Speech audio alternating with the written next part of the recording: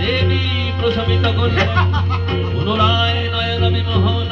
ব্রহ্মপুরুষ বেশে আত্মজালিক দেবীর রূঢ় প্রত্যাশে আবার মহিষমূর্তি গ্রহণ করলে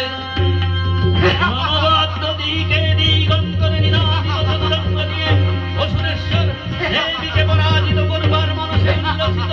দেবীর বাহন সিংহরাজ দাবাগ্নির মতো সমস্ত রণক্ষেত্রে শত্রু নিধনে দণ্ডিবার হয়ে উঠল। নানা প্রহরণ ধারিণী দেবী দুর্গা মধুবন করতে করতে মহিষাসুরকে সদম্বে বললেন, গর্জ গর্জ স্ফলং মূঢ় মধু যাবৎ জীবাম্যহং মায়াত্রৈ হঠাত্রৈব।